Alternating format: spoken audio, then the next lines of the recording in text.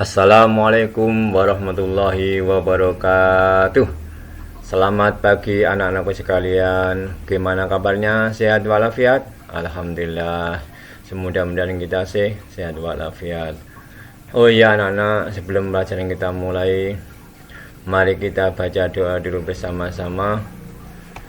Bismillahirrahmanirrahim. Raditu billahi rabba wa bil islami dina wa bi muhammadin nabiyina wa rasulah.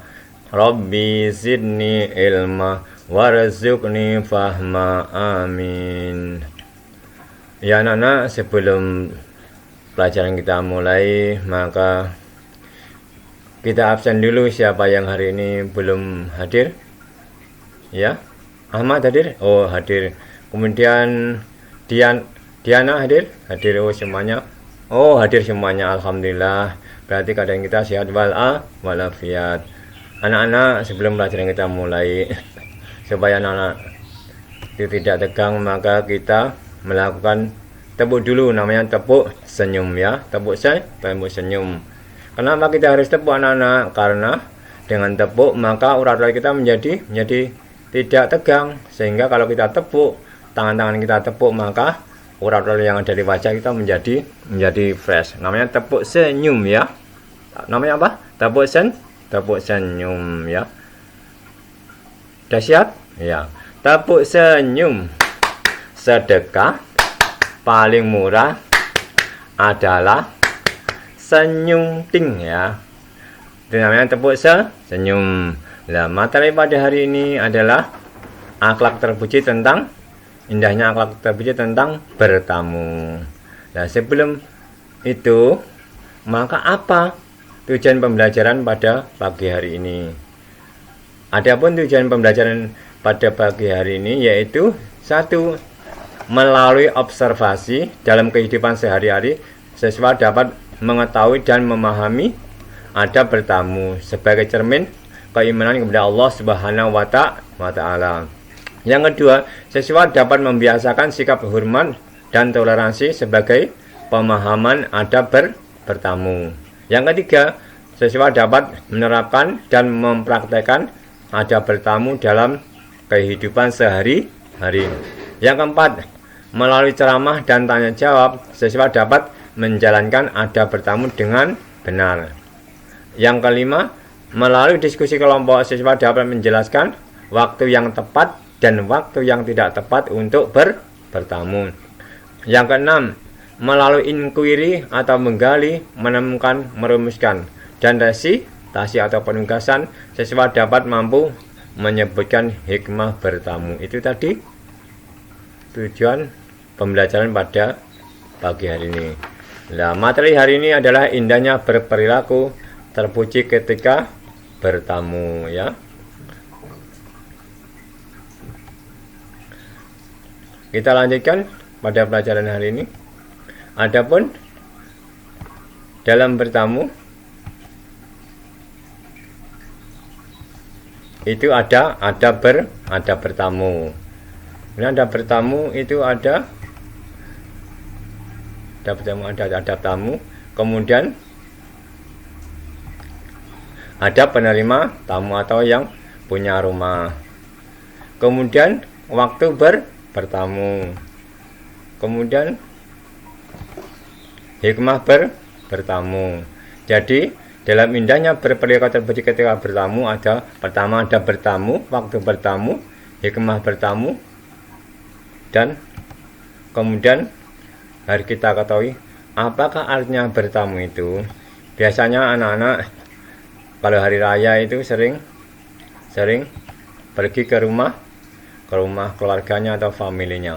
Bertamu artinya datang berkunjung ke rumah sahabat, saudara atau orang lain dengan tujuan untuk menjalin persaudaraan maupun untuk keperluan lain. Jadi itu artinya bertamu.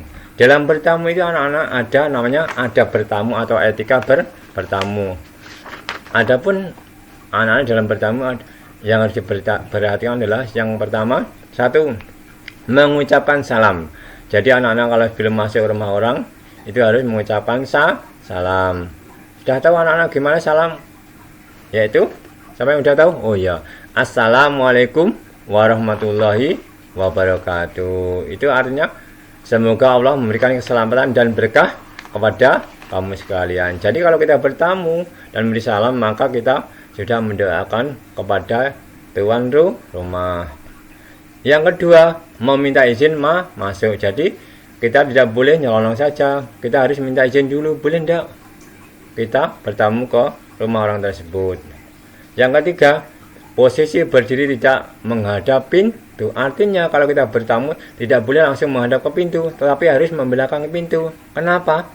Nanti dikhawatirkan orang yang punya rumah atau tuan rumah itu masih tidur di tempat tidur, kemudian tidak pakai baju. Nah, waktu kita langsung nyelonong, maka yang tuan rumah kaget, akhirnya jadi malu. Kita harus tidak boleh menghadap ke pintu supaya tuan rumah itu bisa menutup auratnya. Yang keempat, bertamu tidak boleh lebih dari 3 hari.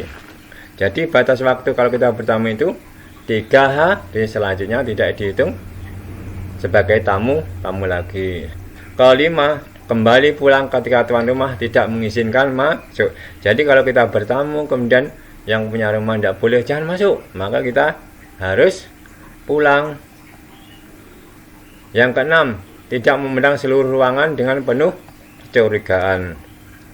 Apabila kita sudah bertamu dan diizinkan masuk, kemudian kita dipersilakan duduk, maka setelah kita duduk, tidak boleh pandangan kita itu ke atas, ke bawah, ke kanan, dan ke kiri, seakan-akan pandangan kita mau mencari sesuatu. Nah, nanti kita dikira seorang pencuri. Itu tidak boleh. Jadi anak-anak harus pandangannya ke depan atau tidak ke sana kemari. Itu jadi adab bertamu. Selain adab bertamu, ada juga namanya adab penerima tamu atau tuan rumah. Adapun adab penerima tamu, yang pertama, memuliakan tamunya. Misalnya anak-anak bertamu sebagai tuan rumah, ada tamu, monggo silahkan masuk. Maka dipersilakan duduk, kemudian diberi minum. Itu namanya memuliakan tamu, tidak dengan sikap yang cemberut. Misalnya kita harus tersenyum kalau ada tamu, seakan-akan kita senang dan harus senang untuk menerima tamu. Yang kedua, jangan menunggu tamu sampai tamu datang.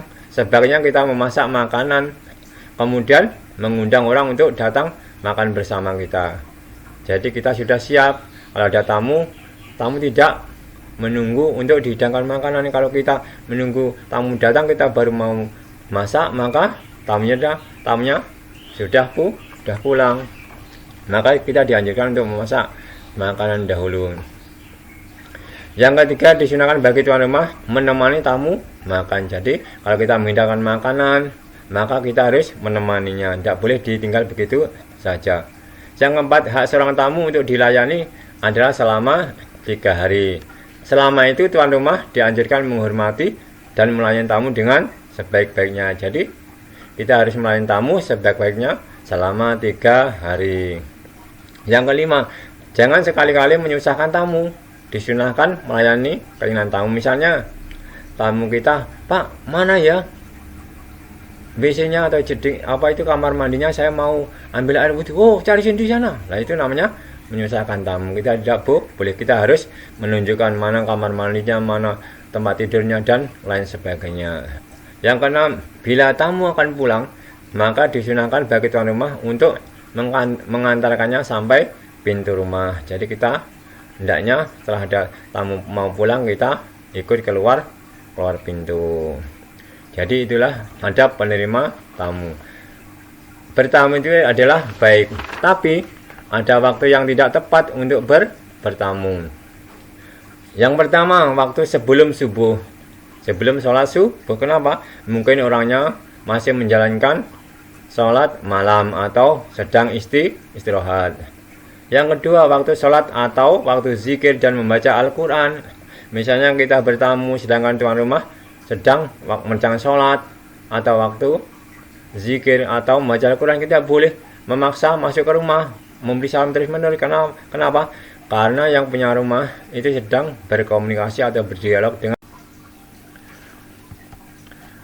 Oh ya anak-anak, sekarang perhatikan dan amati video di bawah ini. Nah, di situ di dalam video itu nanti ada sikap yang benar dan yang salah dalam bertamu ya. Silakan anak untuk diamati, nanti ditulis dan dicermati.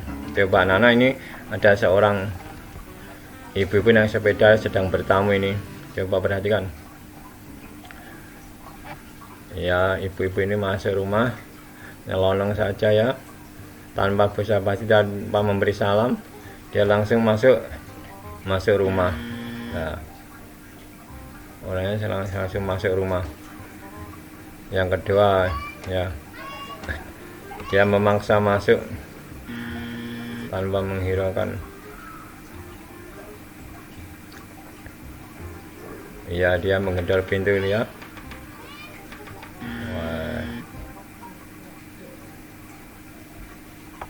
Ya, itu tadi anak-anak contoh ada bertamu. Nanti anak-anak mendiskusikan sama teman-temannya mana perbuatan ada bertamu yang salah dan mana ada bertamu yang betul ya. Nanti ditulis, kemudian didiskusikan sama teman-temannya untuk dibuat penugasan atau nanti dikumpulkan di lembar kerja. Kemudian dari ada bertamu tadi kita bisa mengambil hikmah untuk dalam bertamu. Adapun hikmah bertamu yang pertama, bertamu dengan adab yang baik dapat menumbuhkan sikap toleran dan menjauhkan sikap paksaan, tekanan, ancaman, dan lain-lain. Jadi dengan bertamu kita bisa menumbuhkan sikap saling menghormati antara satu dengan lainnya. Yang kedua, salah memandang setiap orang mempunyai persamaan dan kesesuaian dalam berbagai hal dan kepentingan. Jadi semua derajat manusia itu sama. Kita tidak boleh membeda-bedakan antara orang yang satu yang dengan yang lainnya, baik itu kaya maupun miskin. Yang ketiga, bertamu dapat menciptakan perdamaian dan mempererat persaudaraan. Karena sering bertamu, kita sering bisa menambah persaudaraan. Yang keempat, bertamu sebagai sarana untuk berdakwah dan menciptakan kehidupan masyarakat yang bermartabat. Jadi bertamu itu bisa sarana untuk berdakwah. Misalnya teman kita ada yang salah, kita mengingatkannya. Yang kelima, diluaskan rezekinya dan dipanjangkan umur untuk ibadah.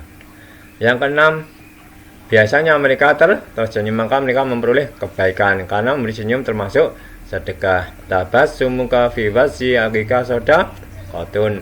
Senyummu kepada temanmu adalah sedekah. Itulah tadi anak-anak hikmah bertamu. Kenapa kita harus beradab anak-anak?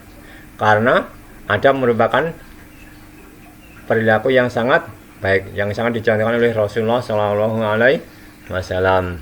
Harga diri seseorang itu tergantung pada adabnya, pada akhlaknya, tidak pada kedudukannya.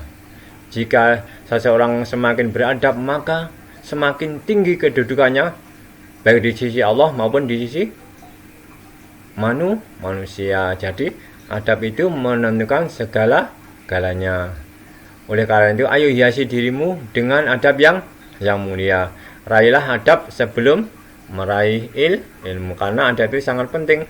Orang pandai tapi tidak beradab akan menyengsarakan orang lain. Jadi kesimpulannya anak-anak, dengan beradab kita menjadi manusia yang bermartabat dan mempunyai kedudukan tinggi di sisi Allah maupun di sisi manusia. Demikian tadi anak-anak pelajaran pada pagi hari ini tentang bertamu. Marilah pelajaran pada pagi hari ini kita tutup dengan kafaratul majlis bersama-sama. Subhanakallahumma wa bihamdika asyhadu an la ilaha illa anta astaghfiruka wa atubu ilaik.